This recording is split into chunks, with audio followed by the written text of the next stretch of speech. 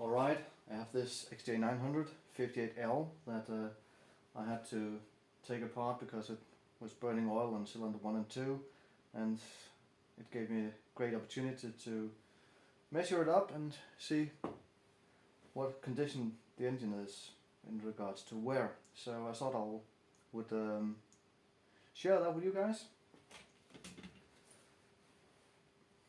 First of all, we need to find out exactly the size of the pistons. To do that, you need a micrometer. So I know these pistons are supposed to be 68.5 millimeter. So I'm going to go up here and see. Supposed to measure them roughly a centimeter above bottom skirt. What you do is, here's I'll put it in the vise so it make more sense. I'm not sure you can see it from there, but I'll be able to.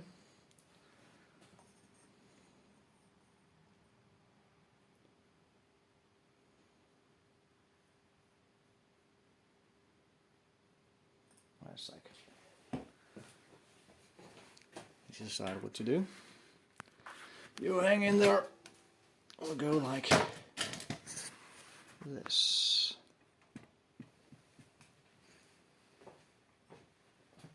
What do you do? Take the piston roughly a centimeter from the bottom of the skirt, and then you take the outer one here on the micrometer and turn it until it will turn no more, but you still get the piston to move freely within this. See, right here it binds, but it won't go any further, so just try it again. Right there. That's the size of the piston. Piston number 1, and we're talking 68.46 millimeters. I'll write that down.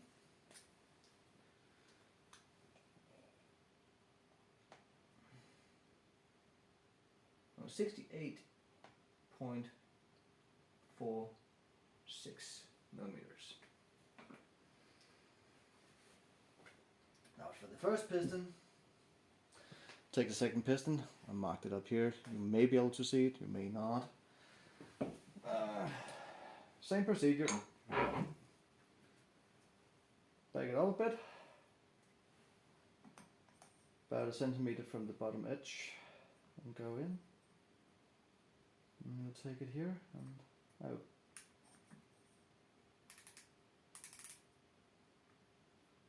That was crooked.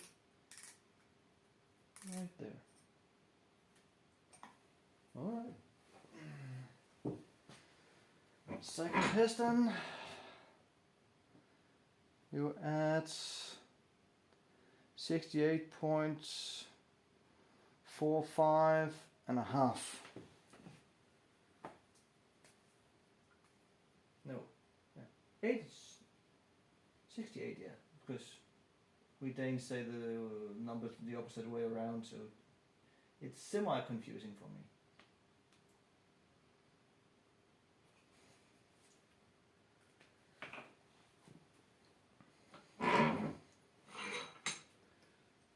Oh, just a note, in the vise I have sort of rubber grips because you're not allowed to tighten on the micrometer at all. So, let's say this one here, piston number 3. 68.46.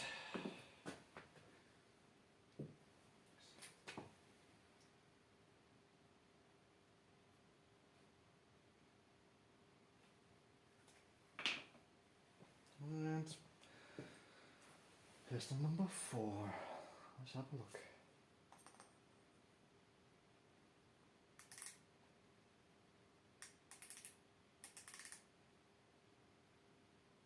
Yeah. It's like piston number 2. It's at 68.45 and a half.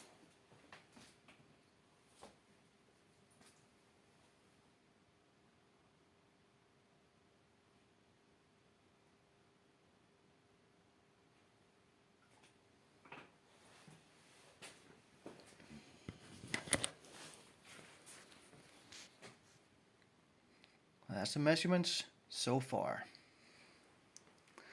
And I have the piston here and I have the cylinder here. So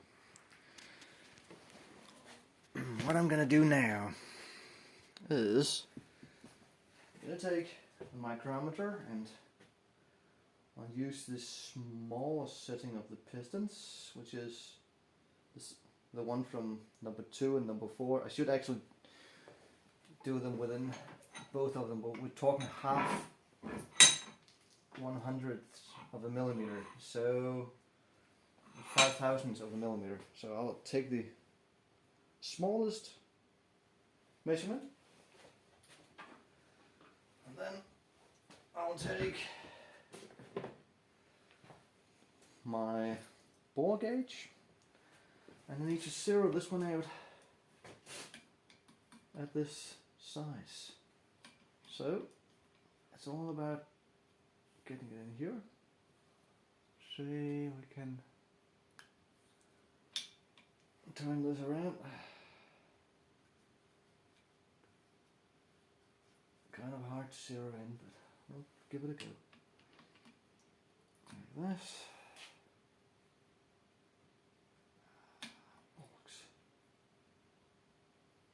So I'll have to when it's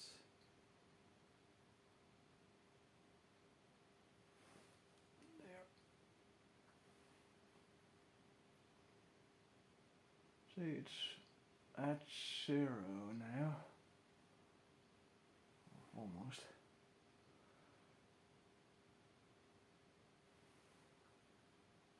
With this way of doing it, I don't have to get the exact measurements of the barrel and then having to subtract and do math to find out the clearance, because this will give me the direct clearance instead of the actual measurement. So start with cylinder 1, top this way, put it over a bit. If we go in like this, at the top, we are, oh boy, we are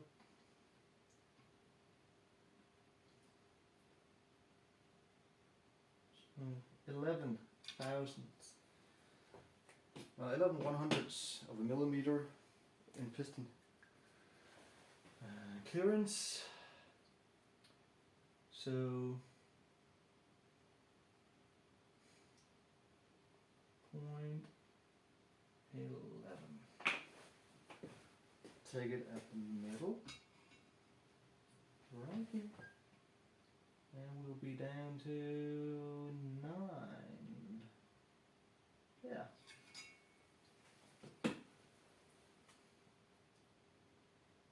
.9,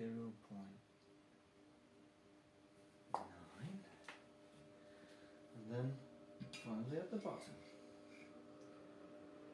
And here we are at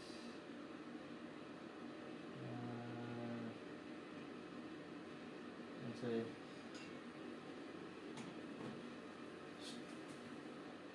0.105.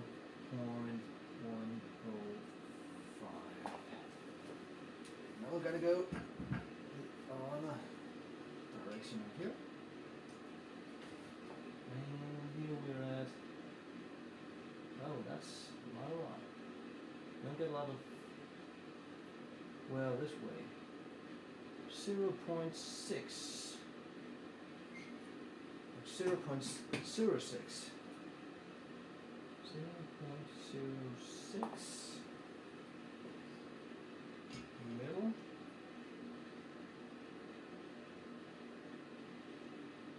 Yeah, same. 0.06.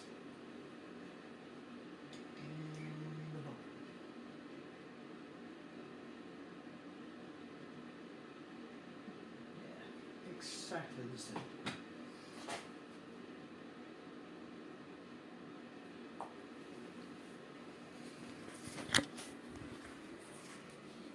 I can bring you in on the first cylinder, and it's pretty easy to see that in this direction the barrel is worn almost to the limit, whereas in the other direction it's factory basically.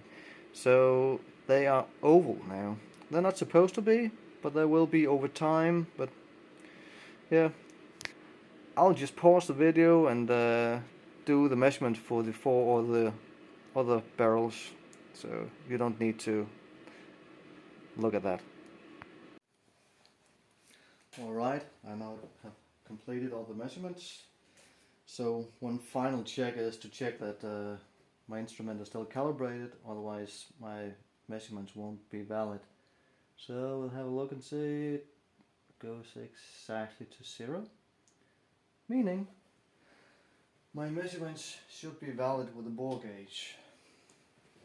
And they are semi-concerning because cylinder 1 and 3 are actually not in that good shape. The good thing, however, is that you should actually take 0.005 from those measurements, because I have calibrated the bore gauge after cylinder 2 and 4, so it will give a cylinder clearance that are 0.005 tighter than what's shown here.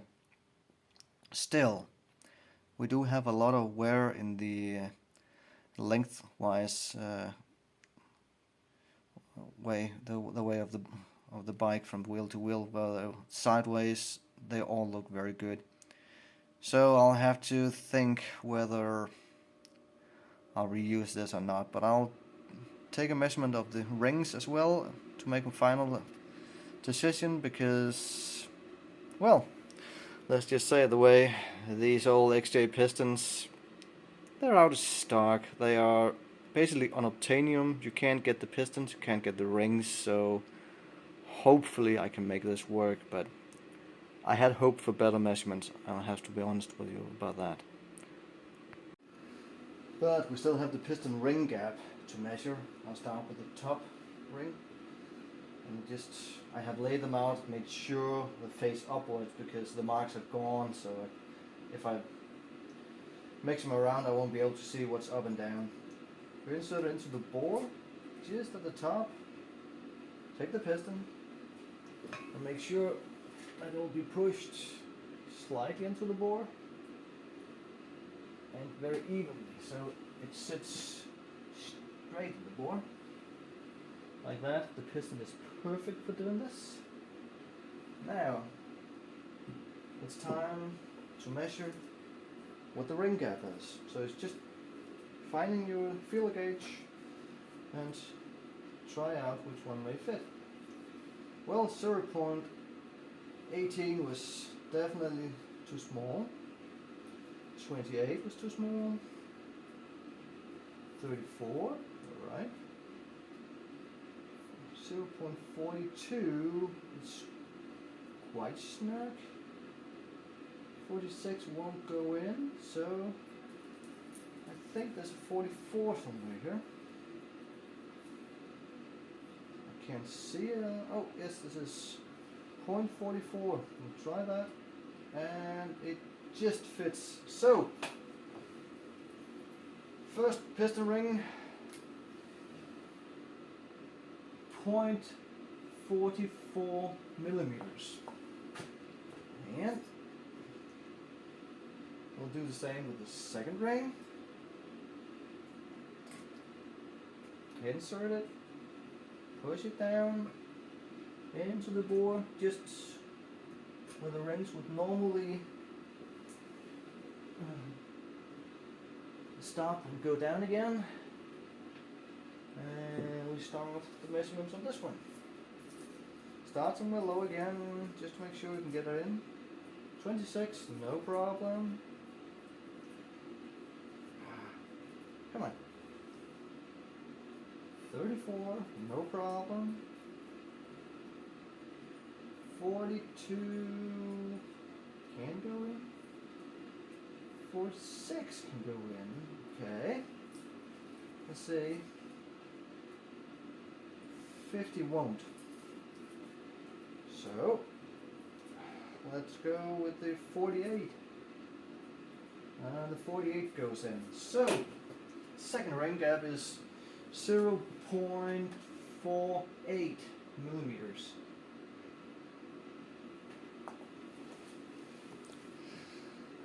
I'll do the rest of the measurements on the other 4 cylinders and then I'll show the result later. Alright, I've done the rest of the measurements. See down here, and we can have a look in the Haynes manual book to see where we're at. First of all, we have the very largest piston to cylinder clearance is 0.11, and if we look at the data, it says service limit 0.1 millimeter, so we are basically above that, and that's really bad because, like I said before, these pistons are unobtainium. Same with the rings. When we look at the ring gaps, we are just below. We're at a half a millimeter or just below. And if we go and have a look at the rings, ring groove clearance, they're allowed to go from 0.03 to 0.07. Oh, wrong, that's not groove. I was looking wrong. It's the end gap. Top and second ring from 0.15 to 0.35 millimeter is allowed.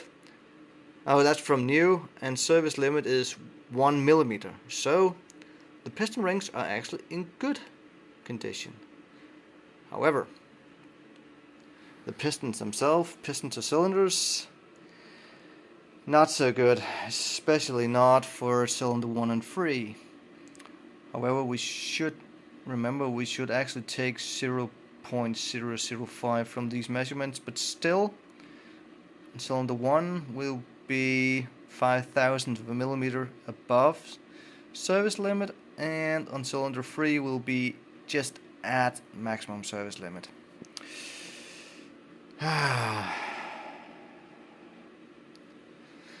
That's not too good. I think I'll have to look around the shed and see if I can find another barrel that may not measure better. But I have 4 I can go through here, so I'll do that and find the best for this engine so I can have it reassembled. But that's it. That's how you measure the pistons and the ring. I know there's also the ring to groove clearance, which you can measure, and I haven't done that, but yeah, I don't usually do it, but I guess you should. Anyway, bye.